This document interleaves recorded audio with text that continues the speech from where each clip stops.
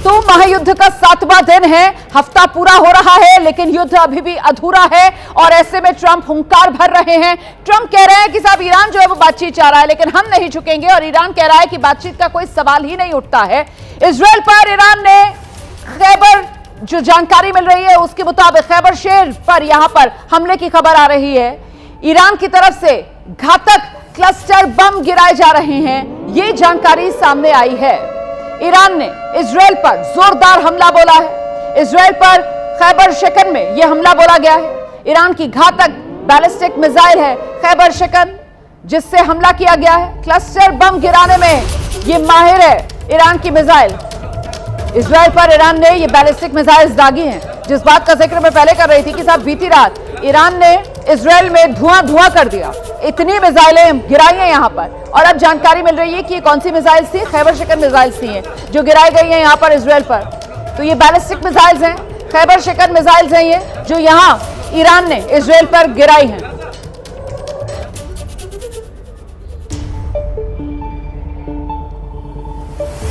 तो hashtag war alert on ABP news पर आप हमारे साथ जुड़ सकते हैं सोशल मीडिया पर इसी हैशटैग के साथ। महायुद्ध से जुड़ी हर बड़ी खबर सबसे सटीक अंदाज में सबसे पहले एबीपी न्यूज आप तक पहुंचा रहा है। ये ग्लोबल कवरेज हम आपके लिए लेकर आए हैं और अब महायुद्ध से जुड़ी हुई जो अभी तक की बड़ी अपडेट्स हैं वो आपको देते चलते हैं। तो पहली बड़ी खबर तो यही है कि आखिर अमेरिका ईरान इजराइल जंग का ये 7वां दिन शुरू हो गया है। ईरान में जो मरने वालों का आंकड़ा है वो बढ़ा है, 1400 मरने वालों की संख्या ईरान में पहुंच चुकी है। ईरान ने बहरीन में तेल रिफाइनरी को निशाना बनाया है। यहां बहरीन की तेल रिफाइनरी पर बैलिस्टिक मिसाइल से ईरान की तरफ से हमला बोला गया है। ईरान ने कुवैत में अमेरिकी बेस को निशाना बनाया है। कुवैत में अमेरिकी एयरबेस जिस पर मिसाइल से ईरान ने हमला बोला है। तो देखिए जरा किस तरीके से खाड़ी में ईरान जो है वो अपने हमले तेज करता हुआ, वहीं ईरान का जो बुशर एयरबेस है उस पर अमेरिकी और इजरायली हमले हुए हैं। जबरदस्त धमाका यहां बुशर एयरबेस पर देखा जा रहा है। उधर दक्षिणी पूर्वी लेबनान पर इजरायल की तरफ से जबरदस्त एयर स्ट्राइक्स की गई है। वहां इजरायल की तरफ से कहा जा रहा है कि हम हिजबुल्लाह को खत्म कर रहे हैं, उसको नेस्तनाबूद करने में लगे हुए हैं। और वहीं दक्षिणी लेबनान में इजरायली हमले में हिजबुल्लाह का एक टॉप कमांडर भी मारा गया है। इससे पहले आपको ध्यान होगा मोहम्मद राद नाम का हिजबुल्लाह का कमांडर था जो मारा गया था। अब एक और हिजबुल्लाह का कमांडर है, टॉप कमांडर ये भी बताया जा रहा है जो मारा गया है। वहीं अमेरिकी राष्ट्रपति डोनाल्ड ट्रंप बड़ा दावा कर रहे हैं, कह रहे हैं ईरानी नेतृत्व जो है वो बातचीत के लिए तैयार है। हालांकि ईरान के विदेश मंत्री अराक्ची युद्ध विराम की बात से साफ तौर पर इनकार कर रहे हैं। और बड़ी खबर यह भी है कि ईरान में जो नया नेतृत्व है उसको डोनाल्ड ट्रंप स्वीकार नहीं कर रहा है। डोनाल्ड ट्रंप कह रहे हैं कि ईरान में नए नेतृत्व के चयन में मेरी भूमिका जरूरी है। यह डोनाल्ड ट्रंप की तरफ से कहा जा रहा है। इस बीच सीधे आपको लेकर चलेंगे, खास मेहमान हमारे साथ इस वक्त रक्षा विशेषज्ञ major general retired Ashwini Siwach sir हमारे साथ मौजूद हैं। जनरल सिवाच, हफ्ता पूरा हो रहा है आज इस युद्ध का, अब कैसे देख रहे हैं आप इस पूरी स्थिति को? और बिल्कुल देखो रोमन्ना, मुझे तो लग रहा है कि लड़ाई का दायरा बढ़ता जा रहा है, इसमें कोई शक नहीं कि जो अमेरिका है उसने कई हद तक ईरान पे हमले किए हैं, मगर ईरान ने भी पलटवार किया है। और ईरान की दो वीकनेस हैं कि उसकी एयर पावर काफ़ी कमज़ोर है और उसकी एयर डिफेंस सिस्टम न्यूट्रलाइज हो गई है और नेवी भी न्यूट्रलाइज, मगर उसके पास जो प्लस पॉइंट है उसके जो मिसाइल, रॉकेट और ड्रोन्स है उनसे वो सटीक हमले कर रहा है। और मिडल ईस्ट की जितनी भी कंट्रीज हैं जो जहाँ से ऑयल रिफाइनरीज वगैरह हैं उन पे जहाँ पर बेसिस है, मिलिट्री बेसिस अमेरिका की, चाहे वो आपका सऊदी है, यूएई है, ओमान है, जॉर्डन है, बहरान है, कुवैत है, उन सब पे हमला हो रहा है। और उनका जो कोलेटरल डैमेज है वो लगता है कि जो उनकी रिफाइनरी और ऑयल प्रोड्यूसिंग कैपेबिलिटी उस पर इफेक्ट हुआ है। एलएनजी जो कतार है उसने बंद कर दिया है प्रोड्यूस करना, इसके बाद इनकी स्टोरेज फैसिलिटी को इफेक्ट हुआ। इसका मतलब इस मिडल ईस्ट की जो इकोनॉमी है वो डिगमगा गई, इसमें कोई शक नहीं है। जिस ने ये सोचा था कि अमेरिकन को वो बुला के एक प्रकार सिक्योरिटी गारंटी होगी, आज वही उनके लिए लायबिलिटी होगी। तो एक वो प्रेशर डालने की कोशिश कर रहे हैं अमेरिका पे कि युद्ध बंद करें, क्योंकि बहुत ज्यादा इकोनॉमिक इम्पैक्ट हो रहा है। दूसरा तो स्टेट ऑफ हार्मोज प्रेशर पड़ रहा है सर, ये अमेरिका पर प्रेशर पड़ना शुरू हो चुका होगा खाड़ी के देशों में, क्योंकि खाड़ी के देश अभी तक जी हाँ ये प्रेशर पड़ रहा है और उसके कारण अभी अमेरिका अपनी स्ट्रेटेजी में थोड़ा बदलाव लाने की सोच रहा है। दूसरी तरफ से स्टेट ऑफ हार्मोज को बंद कर दिया है। यूं तो अमेरिका कह रहा है कि हम नेवल प्रोटेक्शन देंगे, जनरल सिवाच, अभी मेरे साथ पिछले घंटे में जो मेहमान थे उनसे मैं एक बात कर रही थी और मुझे लगता है आपको भी इस पर अपना चेक जरूर रखना चाहिए। मतलब कहां तो अमेरिका का जिम्मा था यहाँ खाड़ी देशों में सुरक्षा देने का, लेकिन उल्टा यहां पर शायद दुनिया में पहली बार ऐसा देखने के लिए मिल रहा होगा कि अमेरिका जैसा सुपर पावर और खाड़ी के देशों में एक के बाद एक देश में उसको अपने दूतावास ही बंद करने पड़ रहे हैं। मतलब अपने दूतावास तक को वो वहां पर खुला नहीं रख पा रहा है, उनकी सुरक्षा वो कर नहीं पा रहा है। सर, ये हालत हो गई है अमेरिका की।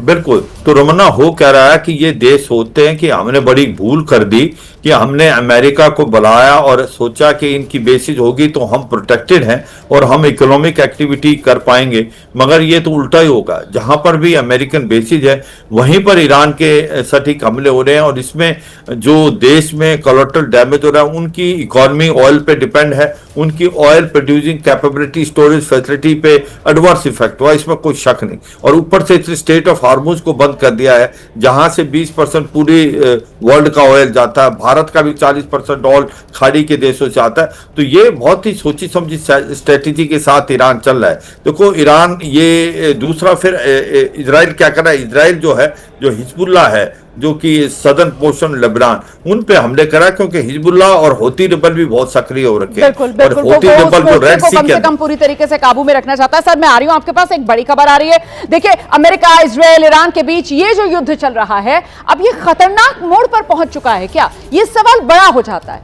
अमेरिका, इजराइल एक तरफ जहां ईरान पर मिसाइल अटैक कर रहे हैं, बारूद की बारिश हो रही है, वहीं ईरान भी करारा जवाब दे रहा है। मिडिल ईस्ट में अमेरिका के सैन्य बेसेस, अमेरिका के दूतावासों को चुन चुन कर ईरान की तरफ से निशाना बनाया जा रहा है। 7वां दिन है, 7वें दिन भी दोनों तरफ से बारूद की जमकर बारिश हो रही है। युद्ध से जुड़ी हुई ये 6 तस्वीरें जो आप देख रहे हैं, एक तेल अवीव की तस्वीर है। यहां तेल अवीव में ईरान ने जोरदार प्रहार कर दिया है, भारी तबाही यहां पर मची हुई है। ईरान के जो ड्रोन हैं वो दुबई पर अटैक कर रहे हैं, दुबई में अफरा तफरी है। ईरान ने बहरीन में तेल रिफाइनरी को नुकसान पहुंचाया, वहां पर हमला किया है। बेरूत और फिलिस्तीन में इजरायली मिसाइल्स कोहराम मचा रही हैं। बहरीन में ईरान ने एक अमेरिकी बेस पर भी निशाना बोला है। तो कुल मिलाकर यह स्थिति इस वक्त खाड़ी देशों की बनी हुई है। और एक और बड़ी खबर आपको बता देते हैं, जानकारी सामने आ रही है। कुवैत में ईरानी सेना ने बड़ा हमला बोला है। कुवैत में अमेरिकी एयरबेस और उसी को निशाना बनाया गया है। ईरानी हमले में तबाह हो गया है अमेरिका का ये एयरबेस। ये बड़ी जानकारी सामने निकल कर आ रही है। कुवैत पर जहां पर हमला बोला है, अमेरिकी एयरबेस पर कुवैत में ईरान ने निशाना साधा है। ईरानी हमले में अमेरिकी एयरबेस को खासा नुकसान पहुंचा है। महायुद्ध ब्रेकिंग ये सामने आ रही है। जनरल सिवाच हमारे साथ लगातार बने हुए। जनरल सिवाच, ये और ज्यादा भयानक होता हुआ युद्ध नजर आ रहा है क्या? बिल्कुल, मुझे तो ये लग रहा है कि ये सोचा था कि इसकी तीव्र गति 4-5 दिन के बाद खत्म हो जाएगी, क्योंकि ईरान की प्रॉब्लम यह है उसके पास मिसाइल, रॉकेट और ड्रोन का लिमिटेड ही जमावड़ा होगा। मगर जैसे जैसे सिचुएशन अनफोल्ड हो रही है, ऐसा लगता है इनके पास अनएंडिंग स्टोरेज है, स्पेशली ड्रोन्स की और मिसाइल की, और हमला बहुत ज़्यादा तेजी से हो रहा है। और स्ट्रैटेजी क्या है ईरान की कि आप मिडल ईस्ट के अंदर जितनी भी मिलिट्री बेसिस हैं अमेरिका की, उनको टारगेट करें। उनके साथ जो कोलैटरल डैमेज भी हो रहा है, जो ऑयल रिफाइनरी पे हो रहा है, उनकी गैस प्रोड्यूसिंग कैपेबिलिटी हो रहा है, उनकी स्टोरेज फैसिलिटी हो रहा है, इन देशों की इकॉनमी डिगमगा गई है। और आज ये देश समझ रहे हैं कि अमेरिका को हमें बेसिस दे के बहुत बड़ी भूल कर दी, ये हमारे लिए लायबिलिटी बन गया। तो ये बड़ा इंपॉर्टेंट चीज़ है। ईरान इनको क्यों सिलेक्ट कर रहा है? 2 बातें हैं। एक तो ये कि अमेरिका की बेसिस है, दूसरा यहाँ पर एयर डिफेंस सिस्टम इतना पुख्ता नहीं है जितना कि इजराइल में है। वहाँ पर मल्टी टीयर है, 5 टीयर है, आयरन डोम है, आयरन बीम है, उसके बाद डेविड स्लिंग है, एरो सिस्टम है, मगर यहाँ पर 2 ही हैं, पेट्रोइड सिस्टम और थार। वो इतना इफेक्टिव हो नहीं रहा है, बहुत ज़्यादा सटीक हमले कर रहा है ईरान। उससे क्या है कि पूरी की पूरी इकॉनमी डिगमगा गई इन देशों की। दूसरा, यहाँ सरप्राइज फैक्टर है, ये नज़दीक है तो सरप्राइज जल्दी हमला हो जाता है। और तीसरा, ये छोटे छोटे देश हैं, ये इतना ज़्यादा सस्टेन खुद इनकी मिलिट्री पावर नहीं है। तो मुझे लगता है कि जिस प्रकार से ईरान ने अपनी स्ट्रैटेजी को थोड़ा बदला है, वो उसको रंग डाली है। ऊपर से उसने स्ट्रेट ऑफ हार्मुज को बंद कर दिया है। यूँ तो अमेरिका कह रहा है कि मैं आपको नेवल प्रोटेक्शन दूंगा, मगर जब शाही ड्रोन हमला करते हैं तो नेवल प्रोटेक्शन कुछ नहीं कर पाएगी। बिल्कुल, वो नेवल प्रोटेक्शन धरी की धरी रह जाती है। और देखिए किस तरीके से नुकसान वहां पर वो शायद ड्रोन्स, वो मिसाइल जो है ईरान की तरफ से वो पहुंचाती हुई इन तमाम इलाकों में नजर आ रही हैं। इस बीच एक और बड़ी खबर आ रही है, मैं आ रही हूं जनरल सिवाच आपके पास। ये बड़ी खबर है, महायुद्ध से जुड़ी हुई बड़ी खबर। इजरायल का बेरूत के दक्षिणी शहर में हमला। तो इजरायल लगातार लेबनान पर हमला बोल रहा है। इजरायल का लेबनान के दक्षिणी शहरों पर भी हमला बढ़ता जा रहा है और साथ ही जो राजधानी बेरूत है वहां पर भी कई रिहायशी इलाकों में इजरायल की तरफ से बमबारी की जा रही है। ये बड़ी खबर सामने आ रही है। तो इजरायल की तरफ से लगातार हमले किए जा रहे हैं। इजरायल निशाने पर लेबनान को भी ले रहा है और ऐसे में लेबनान में जो हमले इजरायल की तरफ से किए जा रहे हैं, इजरायल बार बार इसी बात को दोहरा रहा है कि साहब यहां पर हिजबुल्लाह है, यहां पर हिजबुल्लाह के ठिकाने, हम हिजबुल्लाह के ठिकानों को खत्म कर रहे हैं। और इससे पहले भी वो मोहम्मद राज जो बड़ा कमांडर था हिजबुल्लाह को, उसको मारने का दावा इजरायल की तरफ से किया गया। अब बीती रात एक बार फिर से इजरायल की तरफ से दावा किया जा रहा है कि उसने हिजबुल्लाह के एक और टॉप कमांडर को खत्म कर दिया है। फिलहाल सीधे आपको लेकर चलेंगे, जनरल सिवाच हमारे साथ लगातार बने हुए हैं। जनरल सिवाच, ये बेरूत पर, लेबनान पर लगातार इजरायल अटैक कर रहा है। अभी ये इन 7 दिन में ही, पहले हमने हिजबुल्लाह के बड़े कमांडर मोहम्मद रात का नाम सुना था कि उसको खत्म कर दिया है। अब एक और कमांडर को, बड़े कमांडर को खत्म करने का दावा इजरायल की तरफ से किया जा रहा है। मतलब इजरायल जो है वो ईरान के साथ साथ हिजबुल्लाह को पहले खत्म किया जाए, ये भी एक फोकस इजरायल का नजर आ रहा है।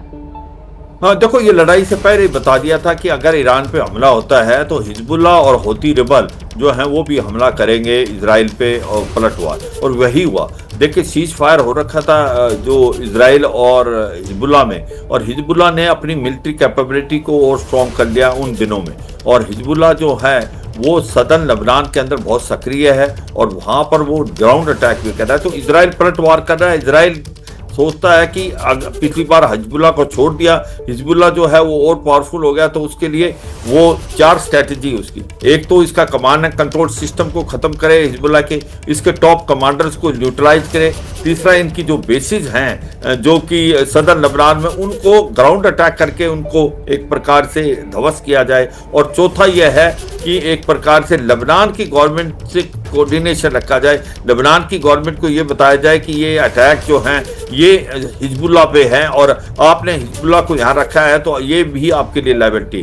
तो ये इस प्रकार से इजराइल चला हुआ है, मगर ये सच्चाई है हिजबुल्लाह भी पलटवार कर रहा बहुत सख्त। और उधर से हौती रिबल देखेंगे रवाना क्या हो रहा है कि वो मेडिटेरियन में जो जाती शिप्स यूरोप में एशिया से वो नहीं जा पा रही, वो भी पूरा का पूरा अफ्रीकन कॉन्टिनेंट का चक्कर काट रही। तो आप देखें कि इकोनॉमी पूरी वर्ल्ड की डिगमगा गई है और ईरान जो है बहुत सोच समझ के हमले कर रहा है। और अभी अमेरिका की जो स्ट्रेटेजी है, अमेरिका अपने गोल पोस्ट बदलता रहा है, उसकी and plan, end game plan क्या है वो अभी तक किसी को नहीं पता। कभी कहते हैं रेजिम चेंज करेंगे, कभी कहते हैं कि न्यूक्लियर हथियारों को, मिसाइलों को ही हमने रिस्ट्रिक्ट करना है। पर आज की तारीख में उन्होंने एक नई स्ट्रेटेजी अपनाई है। ये जो कर्ड्स है जो कि 10% की पॉपुलेशन नॉर्थ वेस्ट में है, इराक के बॉर्डर में, उनको इस्तेमाल करके वो ग्राउंड अटैक करने की बात कर रहे हैं। वो कितना सक्सेसफुल होता है वो तो समय बताएगा, क्योंकि कर्ड्स का ये इस्तेमाल करते रहे हैं।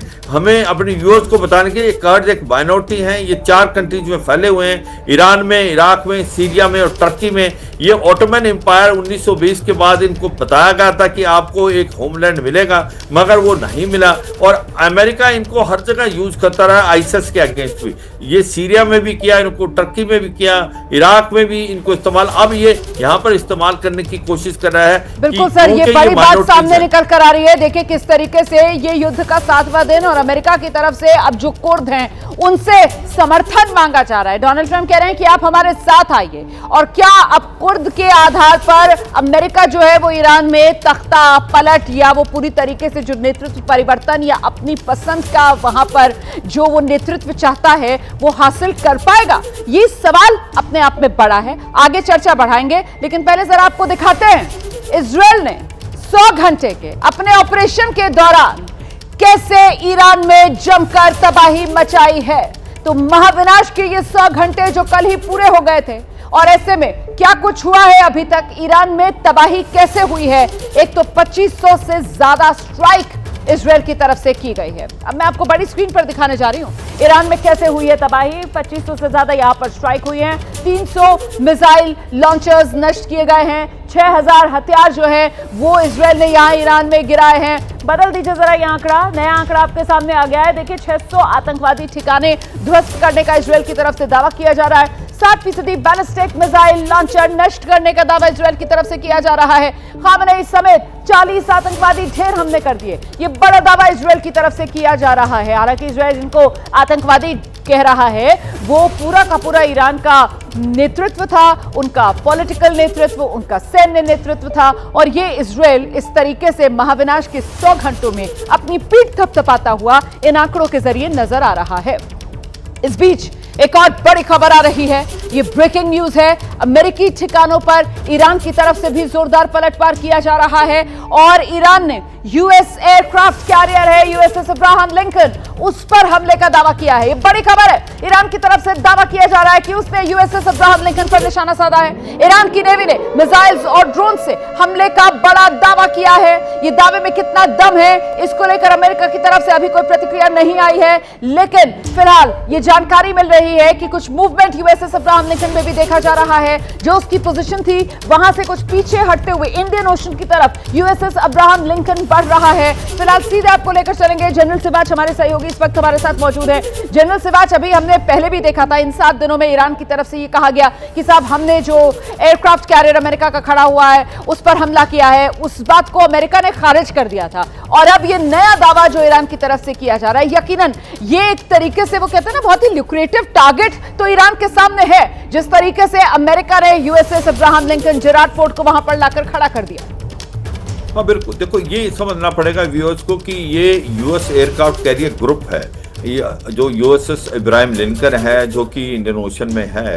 अब ये इतनी डिस्टेंस पे है कि भाई सटीक हमले ना हो पाए ईरान से, क्योंकि इसके पास कम से कम 12 तो फ्रिगेट्स हैं, उसके बाद इसके पास कम से कम 150 के करीब एक प्रकार से मिसाइल रॉकेट्स, और उसके बाद इसके पास 200 के करीब वार प्लेन है। तो इब्राहिम लिंकन सेफ डिस्टेंस पे रहेगा, वो ईरान के इतने नज़दीक नहीं आएगा कि इसके मिसाइल रॉकेट बड़े आराम से हमला कर पाए। एयर डिफेंस सिस्टम भी इसका बहुत मजबूत होता है। तो मुझे लगता है कि जो बता रहा है ईरान कि उसने हमला किया है, जब तक कुछ निकल के नहीं आता डॉक्यूमेंट एविडेंस, वो बिलीव करना मुश्किल है, क्योंकि ये पता था अमेरिका को कि इब्राहिम लिंकन और जो यूएसएस गेरल्ड फोर्ड है उस पर हमला हो सकता है, तो उसने प्रिकॉशन लिए हुए। और ये एयरक्राफ्ट कैरियर ग्रुप है, इसके अंदर 12 से 15 शिप्स होती हैं, एयर डिफेंस सिस्टम है, इनके पास एयर पावर है, तो इतना आसान नहीं होगा जो ईरान कह रहा है। और ये गेरल्ड फोर्ट जो है ये हाफिया पोर्ट है जो इजराइल का वहाँ पर डिप्लॉयड है। ये दोनों जो एक एक्सट्रीम पे डिप्लॉयड है, और ये एक उस मार्जिन के साथ है कि भाई डिस्टेंस इतना रखो ईरान से कि इतने आसानी से जो रॉकेट और मिसाइल हैं ईरान की उनके ऊपर ना आ पाए, जबकि ये हमला कर पाए, क्योंकि इनके जो एयरक्राफ्ट हैं उनकी रेंज लंबी है। तो अब देखते हैं कि एविडेंस क्या देते हैं, पर मुझे लगता नहीं, ये दावे हैं ईरान के, इनको होना संभव काफ़ी मुश्किल है। मगर ये सच्चाई है रोमना कि पलड़ा किसी का ये नहीं कह सकते, ईरान भी पलटवार कर रहा है। ईरान वो कहते हैं कि अमेरिका रुकने का नाम नहीं ले रहा और ईरान झुकने का नाम नहीं ले रहा, और ईरान कह रहा है हमें we are nothing to lose, कि हम तो मरेंगे ये 7 दिन में क्या हो रहा है आपने इसको पूरा समेट दिया ये कहते हुए कि साहब अमेरिका जो है वो रुकने का नाम नहीं ले रहा है और ईरान जो है वो झुकने का नाम नहीं ले रहा है। मैं बार बार आपकी इस लाइन को अब आगे अपनी कवरेज में दोहराऊंगी सर। देखिए इस बीच एक और बड़ी खबर हम बता दें दर्शकों को, बहरीन पर ईरान का सुसाइड ड्रोन से हमला। ईरान के ड्रोन अटैक से बहरीन दहला है और इस बार बहरीन के एयरपोर्ट समेत कई जगह धमाकों की खबर सामने आ रही है। बहरीन में इजरायली दूतावास पर भी ईरान ने ड्रोन से अटैक कर दिया है, ये बड़ी खबर आ रही है। अभी तक अमेरिकी दूतावास को निशाना बनाया जा रहा था और अब जानकारी ये सामने आ रही है कि बहरीन में जो इजरायल का दूतावास है वहां पर भी ईरान ने हमला किया है। बहरीन में जो एयरपोर्ट है वहां पर भी ईरान की तरफ से हमला किया गया है और ये सुसाइड ड्रोन्स, वही कामाकाजी ड्रोन्स जिनको कहा जाता है, वही शाही ड्रोन्स जो भरमार जिनकी ईरान के पास है, जिनके जरिए ईरान ने यहां पर पूरी तरीके से आक्रामक अंदाज में हमलों को अंजाम देने का सिलसिला लगातार जारी रखा है। उसी सिलसिले को आगे बढ़ाते हुए ईरान ने बहरीन में हमले बोले हैं, कई जगह एक साथ हमले बोले गए हैं। बहरीन के एयरपोर्ट समेत कई जगह धमाके की खबर सामने आ रही है। बहरीन में इजरायली दूतावास पर भी ईरान ने ड्रोन अटैक कर दिया है। सीधे आपको लेकर चलेंगे, जनरल सिवाच हमारे साथ लगातार बने हुए हैं। ये तस्वीर जो आप देख रहे हैं, ये भी सीधी तस्वीर बहरीन से अब से कुछ देर पहले की तस्वीर है, जिस वक्त ये ड्रोन अटैक हुआ है वही तस्वीर आप देख रहे हैं।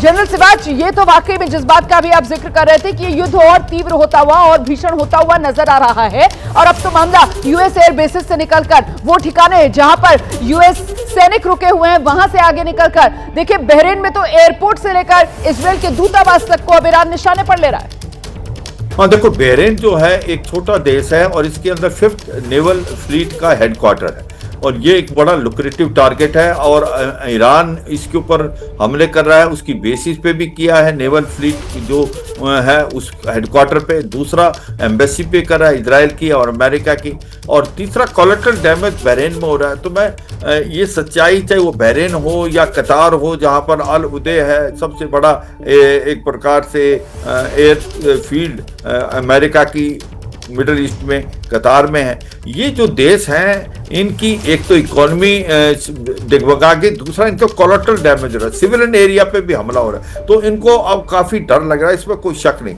और बहुत सोच समझ के ईरान इन पे सटीक हमले कर रहा है। तो मुझे लगता है पूरे मिडिल ईस्ट के अंदर अगर आप देखें सभी देश इस आग के अंदर झूल रहे हैं, चाहे वो सऊदी, यूएई, ओमान, जॉर्डन, ये साइप्रस तक चला गया है। साइप्रस जहां पर एक प्रकार से एयरफील्ड का इस्तेमाल करने को दिया था यूके ने अमेरिका को, टर्की पे भी हमले किए हैं। तो मुझे लगता है कि एक प्रकार ईरान की स्ट्रैटेजी है, सबको इन्वॉल्व करो, प्रेशर डालेगा अमेरिका पे ये लड़ाई बंद करने का। इसके साथ साथ वो ये कर रहा है कि हिजबुल्लाह और हौती रिबल भी बहुत ज्यादा सक्रिय हैं और स्टेट ऑफ हॉर्मुज को इसने बंद कर दिया है। तो ये मुझे लगता है स्ट्रैटेजी इसकी काम कर रही है, और मुझे लगता है कि कहीं ना कहीं अमेरिका और इजराइल ने ईरान को हल्के में लिया है। तो सर, ये जितना युद्ध और भीषण होगा, जितना युद्ध ये खाड़ी के देशों में और फैलेगा, क्या ये एडवांटेज ईरान होगा फिर? ये ऐसा कहना तो मुश्किल है, क्योंकि मुझे अभी भी ऐसा लगता है ईरान की वीकनेस है, उसकी एयर पावर नहीं है, उसका एयर डिफेंस सिस्टम नहीं है, उसकी नेवल कैपेबिलिटी नहीं है।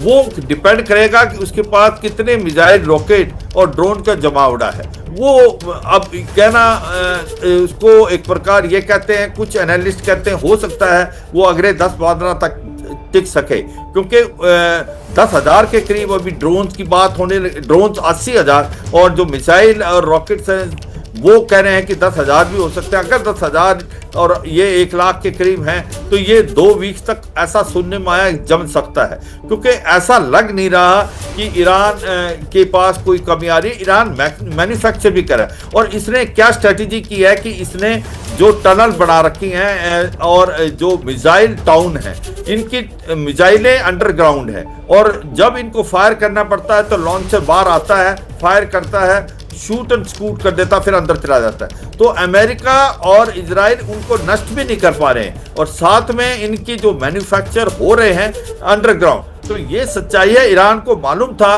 कि इस बार जो हमला होगा उसके अंदर ये डैमेज हो सकता है जो लास्ट जून में हुआ था, इसलिए वो तैयार है। तो मुझे लगता है एक सरप्राइज फैक्टर है। अमेरिका ने ये नहीं सोचा था कि ईरान ने इतना जमा। तो सही है सर, बिल्कुल सही बात है। मतलब वाकई में अमेरिका और इजराइल ने, उनका असेसमेंट ये नहीं रहा होगा कि ईरान की ऐसी जबरदस्त तैयारी होगी कि 7वें दिन भी इस युद्ध के ईरान जो है वो इस महायुद्ध को भीषण बनाए रखने में सक्षम नजर आए। इस बीच बड़ी खबर आ रही है, ब्रेकिंग न्यूज, ईरान पर इजरायली सेना के हमले लगातार जारी हैं। ईरान का जो बुशर इलाका है वहां पर एक एयरबेस, और उस एयरबेस को अमेरिका इजरायल की तरफ से निशाना बनाया गया है। बुशर एयरबेस पर हमले के बाद यहां भीषण विस्फोट हुआ, यहां कई धमाकों की आवाज एक के बाद एक सुनाई दी है, और उसके बाद यहां पर आग भी लगी है। आग लगने के बाद की यह तस्वीर आपके सामने है। देखिए किस तरीके से ईरान का बुशर में ये एयरबेस जिस पर निशाना साधा गया है, और यहां पर इस हमले के बाद भीषण आग लगी है।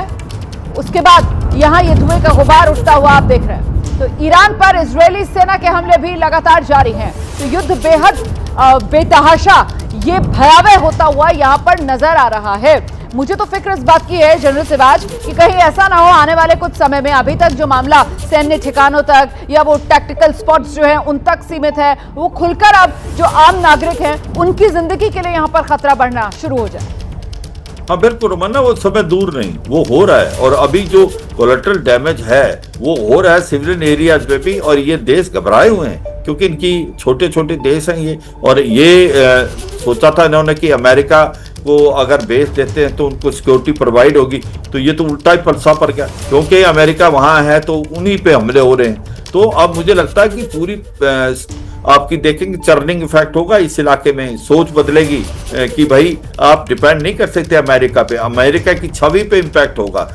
और दूसरा ये आप देखें 2-3 चीजें बड़ी नई हो रही हैं। एक तो स्टेट ऑफ हार्मुज को तो बंद किया है, वो कह रहे हैं कि हम नेवल आपको फ्लीट के साथ प्रोटेक्शन देंगे, मगर कोई भी इंश्योरेंस कंपनी तैयार नहीं है क्योंकि उनको लगता है जो शाही ड्रोन्स है वो बहुत ज्यादा इफेक्टिव हैं, वो उन पर हमला करते हैं। और अभी अमेरिका ने भारत को एक महीने का रिलैक्सेशन भी दिया है कि हम ऑयल खरीद सकते हैं रशिया से, क्योंकि अभी यहाँ से जो फ्लो नहीं हो रहा है, ऑयल नहीं जा पा रहा है, हम 40% ऑयल लेते हैं यहाँ से। तो अब जो कि हमने टैरिफ की दर के कारण उसको कम कर दिया था, जो हम रूस से किसी समय में 35% ऑयल ले रहे थे, अब वो 21% हो गया था, अब हम उसको दोबारा बढ़ा सकते हैं। तो भारत पे इसका इम्पैक्ट इमीडिएटली मुझे लगता नहीं हो पाएगा, ये बड़ी अच्छी बात है। मगर ऑयल तो वो अमेरिका कह रहा है ना 30 दिन की मोहलत दे रहा है, वो कह रहा है 30 दिन के लिए आप रूस से तेल खरीद सकते हैं, अमेरिका का बयान है सर। हाँ बिल्कुल, वही मैं कह रहा हूँ, 30 दिन का जो उसने रिलैक्सेशन दिया है उससे हमें काफी रिलैक्सेशन, क्योंकि हम तो खरीद ही रहे थे रशिया से, हमारी चेन सप्लाई चेन बनी हुई थी। मगर ये सच्चाई है कि आज की तारीख में ऑयल के रेट $83 पर बैरल पहुंच गए हैं, और वो $100 पर बैरल अगले 4-5 दिन में पहुंच सकते हैं, क्योंकि ऑयल जो जाता है मिडिल ईस्ट से, जो कि 20 से 25% और 30% LNG, वो एडवर्सली इफेक्ट हुआ, ये मान के चलो आप। और दूसरा ये बड़ा इंपॉर्टेंट चीज है कि कहीं ना कहीं जो इजराइल और अमेरिका के हमले में जो नुकसान हुआ पहले ईरान को, उसका इम्पैक्ट इतना नहीं हुआ जितना सोचा था कि सक्सेशन प्लान थी। अयातुल्ला अल खमैनी को मार दिया, उसके टॉप कमांडर्स को मार दिया, FM जो फॉरेन मिनिस्टर को मार दिया, डिफेंस मिनिस्टर को मार दिया, नए डिफेंस मिनिस्टर को मार दिया। मगर ये सोचा था कि अगर वो अयातुल्ला अल खमैनी का खात्मा करते हैं तो ये डगमगा जाएंगे और कहीं ना कहीं ये नेगोशिएशन के लिए आएंगे, ऐसा नहीं हुआ क्योंकि सक्सेशन प्लान बना रखी है कि अगर एक कमांडर बनेगा तो कौन टेक होगा। दूसरा, इन्होंने इस पर डिसेंट्रलाइज कर दिया, 31 प्रोविंस हैं, IRGC को डिसेंट्रलाइज कर दिया, वो वहीं से एक प्रकार से अपने आप वहां से एक्शन ले रहे हैं सोच समझ के। आप बिल्कुल सही कह रहे हैं, मुझे लगता है कि इस पर हमें आगे विस्तार से बात करनी चाहिए। जनरल सिवाच, किस तरीके से ईरान इन खतरों को लेकर पहले से ही पूरी तरीके से सतर्क था, और कहीं ना कहीं इस तरीके की सिचुएशन को लेकर ईरान की तरफ से पहले ही ये प्लान भी आप कह सकते हैं जो तैयार किया गया था। इसी वजह से अब वो जिस तरीके से अलग अलग प्रोविंसेस के अंदर ईरान की तरफ से उनको विशेषाधिकार देकर अपने यहाँ के हालात के हिसाब से फैसले लेने की जो छूट है वो दी गई है। और साथ ही साथ जिस बात का जिक्र भी जनरल सिवाच कह रहे थे कि साहब ईरान के अंदर अगर मतलब एक शख्स मारा गया तो फिर उसके बाद जो दूसरा सक्सेसर है उसका वो कमांडिंग पोजीशन में आ जाएगा, उसके बाद तीसरा। और मैं एक आर्टिकल पढ़ रही थी, उसमें तो यहां तक लिखा हुआ था कि ईरान ने जो है वो इस तरीके से 7 लेवल्स जो हैं वो तैयार कर रखे हैं कि एक के बाद दूसरा, दूसरे को खत्म करेंगे आप तीसरा, तीसरे को आप खत्म करेंगे चौथा, चौथे को आप खत्म करेंगे पांचवा, फिर छठा, फिर सातवां। मतलब इतनी गहराई के साथ ईरान ने अमेरिका और इजराइल के सामने टिके रहने की ये बड़ी तैयारी कर रखी है, और इसी वजह से जानकार कह रहे हैं कि युद्ध अभी थमने वाला नहीं है। इस बीच एक और महायुद्ध ब्रेकिंग जान लीजिए आप। अमेरिकी हमले में ईरानी जहाज तबाह करने का ये बड़ा दावा जो अमेरिका की तरफ से किया गया, अमेरिकी सेंट्रल कमांड ने ये दावा किया है, हमले का दावा। और साथ ही आपको बता दें ईरान के ड्रोन वाहक जहाज पर यह हमला किया गया है। ईरानी जहाज में इस हमले के बाद भीषण आग लगी है। ये बड़ी खबर इस वक्त की जो एबीपी न्यूज आप तक पहुंचा रहा है। देखिए ये वो जहाज है, ईरान का जहाज, ड्रोन वाहक ये जहाज, और इस ड्रोन वाहक जहाज पर हमला हुआ है और अमेरिका ने इस हमले में ईरान के इस ड्रोन वाहक जहाज को पूरी तरीके से नेस्तनाबूद कर दिया। किस तरीके से अब समुद्र में भी ये जंग जो है वो भीषण होती जा रही है, ये आप देख रहे हैं। और इस बीच अब मैं आपको सीधे लेकर चलूंगी वॉर रूम में हमारे सहयोगी नीरज इस वक्त मौजूद हैं, और जरा वॉर रूम से जान लेते हैं अभी तक की बड़ी बातें क्या है। नीरज, इस महायुद्ध की बताइए जल्दी। देखिए 7वां दिन है इस वक्त रुमाना इस महायुद्ध का, और युद्ध जो है लगातार बढ़ता ही जा रहा है, इसको बढ़ता ही जा रहा है। 14 देशों तक ये अब फैल चुका है महायुद्ध। अजरबैजान भी इसमें शामिल हो चुका है। अजरबैजान जो कि बिल्कुल करीबी देश है। और ये देखिए अब की 10 की बड़ी अपडेट क्या है। ईरान इजराइल जंग का आज 7वां दिन है जैसा हमने बताया, और अब इसका स्कोप लगातार बढ़ता जा रहा है, यानी कि सेंट्रल एशिया, यूरोप, साइप्रस तक पहुंच चुका है। और क्या है, युद्ध में अब तक 1400 लोगों की मौत हो चुकी है, जिसमें से 1200 लोग तो अकेले ईरान में ही मारे जा चुके हैं। लेबनान में 100 लोग मारे गए। 100 ये अधिकतर वो हैं जो कि हिजबुल्लाह के आतंकी हैं। ईरान में मुस्तफा खामनेई मंजूर नहीं। ट्रंप ने साफ कर दिया है कि खामनेई के सक्सेसर उसका वंश के नहीं होंगे। अमेरिका से कोई युद्ध विराम नहीं होगा। ईरान अपनी तरफ अड़ा हुआ है कि युद्ध जारी रखेगा। युद्ध के चलते 35,000 लोग अभी तक फंसे हुए हैं जगह जगह, सेंट्रल एशिया में, कतर में, ओमान में, यूएई में। ट्रंप ने इराक, ईरान के कुर्द नेताओं से मदद मांगी है, यानी कि कुर्द नेता जो कि ईरान के विरोधी रहे हैं, उनसे मदद मांगी गई है। जंग के बीच चीन की मध्यस्थता की पेशकश, ये बड़ी बात निकल कर आ रही है कि चीन इसमें जो है चाह रहा है कि वो युद्ध विराम कराए इन देशों के बीच में, खासतौर से अमेरिका, इजराइल और ईरान के बीच में। लेबनान के कई शहरों में सायरन बजे हैं, ये अलर्ट जारी किया गया। लेबनान क्योंकि वहां पर हिजबुल्लाह के जो ठिकाने हैं उन पर इजराइल लगातार आईडीएफ जो है उस पर अटैक कर रही है, इसलिए हम देख रहे हैं कि लेबनान में जबरदस्त तरीके से सायरन बज रहे हैं।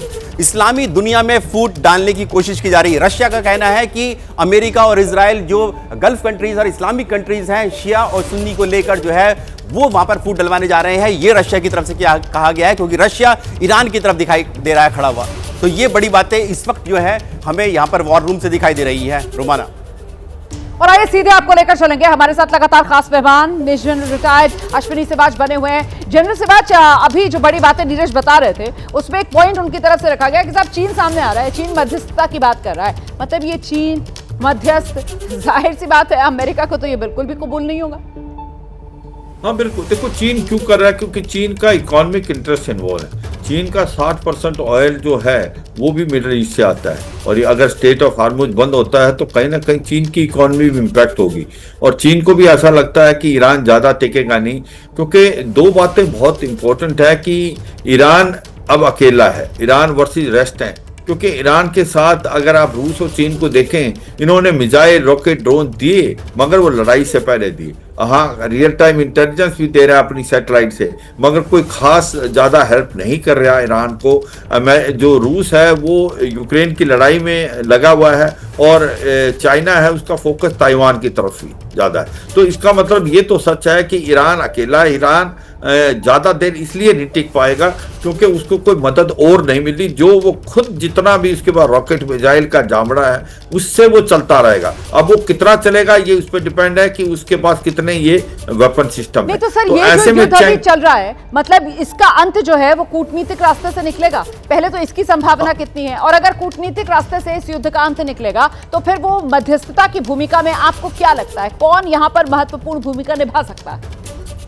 हाँ बिल्कुल, देखो कोई भी लड़ाई का जो रिजल्ट है वो बैटलफील्ड में नहीं होता। डायलॉग और डिप्लोमेसी, जैसे प्राइम मिनिस्टर मोदी साहब कहते हैं कि किसी भी लड़ाई का अंत जो है वो टेबल पे होता है, डायलॉग डिप्लोमेसी होता है। तो कहीं ना कहीं बातचीत तो होगी, और इसके साथ कौन आएगा, चीन अगर लेता है कि चीन एक्सेप्टेबल होगा अमेरिका और इजराइल को, वो भी एक क्वेश्चन मार्क है। मगर किसी ने तो पहल करनी पड़ेगी, क्योंकि ये लड़ाई अनएंडिंग नहीं हो सकती। और डर ये है कि अमेरिका अपना जो एंड गोल पोस्ट है उसको चेंज करता रहता है। एंड स्टेट क्या है वो समझ नहीं आ रहा है। क्या वो रिजीम चेंज है, क्या वो न्यूक्लियर फैसिलिटी? अभी न्यूक्लियर फैसिलिटी की तो बहुत कम बात हो रही है कि वो जो इफ्शान, फार्दो और नतांज में थी, तो वो जो यूरेनियम इन्होंने हटा दिया था ईरान ने पिछली बार अटैक से पहले, उसका क्या हुआ, वो कहाँ पर है? तो ये चीजें आज कुछ समझ नहीं आ रहा। तो सर ये अमेरिका की तरफ से जो कहा गया है, वो कुर्द लोगों को जो वो चाह रहा है कि वो साथ में आ जाएं उसके, तो उनकी बैसाखियों की अमेरिका को जरूरत क्यों पड़ रही है? बैसाखी कहा जाएगा। हाँ बिल्कुल, देखो कर्ज का इस्तेमाल अमेरिकन करता रहा है, सीरिया में भी किया है इसने, इराक में भी किया है आईएसआईएस के अगेंस्ट। अब वो ये कह रहा है 10% कर्ज हैं और ये मार्जिनलाइज हैं, इनका इस्तेमाल करके वो नॉर्थ वेस्ट में कुछ ना कुछ हरकत कराने की कोशिश करता है। एक तो ईरान की ध्यान बटेगा, ईरान के जो डिफेंस फोर्सेस को भेजना पड़ेगा कर्ज में। दूसरा, उसको इस्तेमाल करके ये अगला स्टेप ले सकता है अमेरिका मगर मुझे अभी भी लगता है कि बूट्स ऑन ग्राउंड तो अमेरिका नहीं करेगा, क्योंकि बूट्स ऑन ग्राउंड जो है वो उसको लेसन है इराक में और स्पेशली अफगानिस्तान में, और तो ये जानता है कि अगर वो गए तो दलदल है, फंस जाएगा, और जो वहाँ से बॉडी बैग जाएंगे, कैजुअलिटी बहुत होंगी, तो ये जो इनके मिड टर्म में इलेक्शंस हैं उसके अंदर वो अच्छा नहीं करेगी इसकी पार्टी। तो मुझे लगता है कि उसके अलावा अब कहीं ना कहीं अमेरिका ये बातचीत करने की कोशिश कर रहा है कि ऐसी कोई रजीम आए जो अमेरिका को एक्सेप्टेबल हो। तो मतलब एक respectable exit basically Donald Trump भी तलाश रहे हैं ना, एक रिस्पेक्टेबल एग्जिट डोनाल्ड ट्रंप की तरफ से तलाशी जा रही है, और ऐसे में सामने वाला जो पक्ष है, मतलब जो ईरान है, उसको जल्दी से जल्दी ज्यादा से ज्यादा दबाव में लिया जाए और वो बातचीत के लिए तैयार हो, जिससे अमेरिका को भी यहां से निकलने का एक रास्ता मिले। हमले भी अमेरिका की तरफ से तेज कर दिए गए। मैं आ रही हूं जनरल सिवाच आपके पास, जरा पहले वॉर रूम लेकर चलेंगे दर्शकों को और जानते हैं वो अमेरिका की तरफ से जो ईरान के जहाज पर हमला बोला गया है, जहां से ईरान ड्रोन उड़ा रहा था और उनसे खाड़ी के देशों पर हमला बोल रहा था। वॉर रूम से नीरज बताएंगे, जरा नीरज दिखाइए तस्वीरें और एक्सप्लेन कीजिए इनको। देखिए रोमाना, जो डोनाल्ड ट्रंप है वो साफ कह चुके हैं कि ईरान की जो ताकत है वो उनकी नौसेना है। इसीलिए हम लोग देख रहे हैं कि 7 दिनों में 20 से भी ज्यादा जो शिप हैं यानी कि जंगी जहाज हैं उनको डुबो दिया गया है, यानी कि समुद्र में उनकी कब्र बना दी गई है डोनाल्ड ट्रंप द्वारा, अमेरिका द्वारा। साथ ही एक पनडुब्बी जो है वो भी डुबो दी गई है। और सबसे पहले हम लोग देखेंगे जो ईरानी युद्धपोत IRIS देना जो कि भारत आया था और श्रीलंका में उसको डुबो दिया गया, अमेरिका के पनडुब्बी द्वारा डुबोया गया, जिसमें करीब बताया जा रहा है कि 100 से ज्यादा जो नौसैनिक है ईरान के वो उनकी मौत हो चुकी है। ये देखिए जहाज पर करीब 130 जो नौसैनिक सवार थे, 38 जो है वो घायल बचाए गए, लेकिन बाकी सबका किसी का पता नहीं चला है। हमले में 87 ईरानी नौसैनिकों के मारे जाने की खबर है और बाकी 13 के करीब जो है वो अभी लापता है। श्रीलंका की नेवी ने 32 घायल नौसैनिकों को अब बचाया, जैसे हमने बताया कि 32 जहाज दक्षिणी श्रीलंका करीब 75 किलोमीटर, गैले जो पोर्ट है श्रीलंका का, वहां से करीब 75 किलोमीटर की दूरी पर था। तब जो है अमेरिका ने उसको ट्रैक किया उसको, और उसके बाद उसको हंट किया और उसके बाद उसको वहां डुबो दिया। ये जानकारी है। हिंद महासागर में भारत में जो इंटरनेशनल फ्लीट रिव्यू थी 18 और 19 फरवरी को, उसमें हिस्सा लेने के लिए INS देना जो था विशाखापट्टनम आया था, उसी वक्त जो है ये उसको ट्रैक करते हुए अमेरिकी नौसेना ने उसको डुबो दिया श्रीलंका के बेहद करीब। रोमाना, तो ये वॉर रूम से बड़ा अपडेट आपने जाना है और देखिए कैसे ये युद्ध जो है वो और भीषण हो रहा है। महायुद्ध के बीच विश्व स्वास्थ्य संगठन WHO का बड़ा दावा सामने आ रहा है। ईरान में स्वास्थ्य सुविधाओं पर 13 हमले हुए हैं, ये WHO की तरफ से दावा किया जा रहा है। इजराइल अमेरिका के हमले में 4 डॉक्टर्स की भी मौत हो गई है, ये WHO दावा कर रहा है। देखिए इजराइल अमेरिका की तरफ से ईरान में जो हमले हो रहे हैं उसमें एक तो बड़ी ही मार्मिक वो जो घटना घटी थी मिनाब के अंदर, जहां पर वो स्कूल था और स्कूल में स्कूली छात्राएं थी, 160 से ज्यादा छोटी छोटी बच्चियां जो स्कूल पढ़ने गई थी, वो मासूम जो आज तक ये सवाल अपनी आंखों में लिए दफन हो गए कि आखिरकार हमारा क्या कसूर था, हमें क्यों मार डाला, उसका जवाब कोई नहीं दे पाया है। अच्छा, अभी जो जो यहाँ पर युद्धाभ्यास के लिए आया हुआ था और उसको निशाना बनाया गया, उसे क्यों निशाना बनाया गया, इन सैनिकों की कब्र क्यों समुद्र में बना दी गई, इसका कोई जवाबदेह नहीं है। और ऐसे में अब WHO की तरफ से भी ये नया आंकड़ा दिया गया है और WHO बता रहा है कैसे ईरान में स्वास्थ्य सुविधाओं पर अभी तक 13 हमले इजराइल और अमेरिका की तरफ से किए गए हैं। 4 डॉक्टर्स की मौत की बात भी जनरल सिवाच WHO की तरफ से कही जा रही है। मतलब ये वो युद्ध के साइड इफेक्ट्स हैं जिसकी चपेट में आकर आम लोगों को खमियाजा भुगतना पड़ा और ज्यादातर ये सभी आम लोग ईरान के। हाँ बिल्कुल, देखो पहले तो हम इसकी बात करें, जो IRS देना था एक जो वारशिप जो कि हमारा इंटरनेशनल फ्लीट रिव्यू भारत के अंदर एज ए गेस्ट आया था, और वो जो जा रहा था शिप उसको 75 किलोमीटर साउथ ऑफ आपका श्रीलंका कोस्ट, वहाँ पर अमेरिका की सबमरीन ने उसके ऊपर अटैक करके टारपीडो से बर्बाद कर दिया। तो ये मुझे लगता है कि 3 चीज़ें इसमें बड़ी इंपॉर्टेंट हैं। एक तो कि कहीं ना कहीं एक नेवल शिप जो कि आम नहीं था, एक सर्मोनियल ड्यूटी के लिए आया था, वो हमारे एज ए गेस्ट आया था, हमारा ऐसे हमला, भारत का मेहमान था। बिल्कुल बिल्कुल। तो ऐसे में ये मुझे ही लगता है कि ये डिप्लोमेसी की कोई अच्छी बात है, और हमारे ही इंडियन ओशन में, हमारे बहुत नज़दीक इंडियन वाटर के, ये एक चिंता का विषय है। भारत ने भी जो श्रीलंका नेवी के साथ मिलके उसका बचाव किया। मुझे लगता है भारत की गवर्नमेंट भी इसके ऊपर कहीं ना कहीं अमेरिकन को बताएगी कि ये जो कार्रवाई की है ये डिप्लोमेटिकली ठीक नहीं। वो तो एक शिप एक पार्टिसिपेट करने आया था नेवल एक्सरसाइज में, जो कि इंटरनेशनल फ्लीट रिव्यू था, और वो भारत के राष्ट्रपति ने किया था विशाखापट्टनम। दूसरी बात यह है, ये चिंता का विषय है कि अगर नेवी जो अमेरिका की सबमरीन इंडियन ओशन में भारत के वाटर से बहुत नज़दीक है, तो हमें थोड़ा सा केयरफुल रहना पड़ेगा, क्योंकि चाइना की भी घूमती हैं कि ये दायरा इस लड़ाई का बढ़ता जा रहा है। ये भी एक चिंता का विषय है। तो आईएनएस डैना को अमेरिकन की सबमरीन ने मारना, ये बहुत ज़्यादा चिंता है, और मुझे लगता है इस पर भी बातचीत होनी चाहिए। दूसरी बात ये आ रही है कि नेवी जो है ईरान की इतनी ज़्यादा आप कहें कि पावरफुल नहीं है, कमज़ोर है, उसको हमला कर रहा है अमेरिकन, और वो ये भी सोच जा रहा है कि क्या वो जो हॉर्मुज में स्टेट ऑफ हॉर्मुज में ब्लॉक कर सकते, नेवी नहीं कर सकती, उनके ड्रोन ही कर सकते हैं।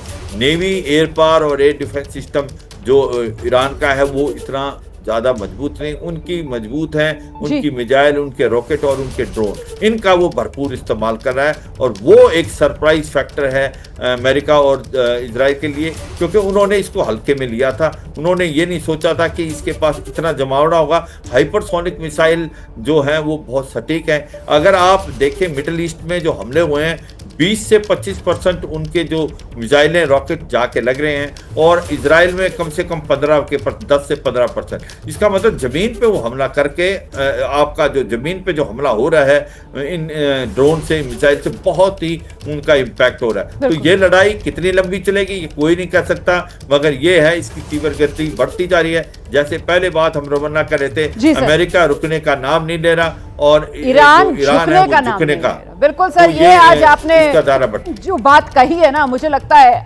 आज के दिन आप ही की ये जो लाइन है मैं बार बार इस्तेमाल करूंगी। और जो बात जनरल सिवाज कह रहे हैं, महायुद्ध और भीषण, दरअसल इसीलिए हो रहा है क्योंकि ना अमेरिका इजराइल रुकने का नाम ले रहे हैं और ना ही ईरान झुकने का नाम ले रहा है।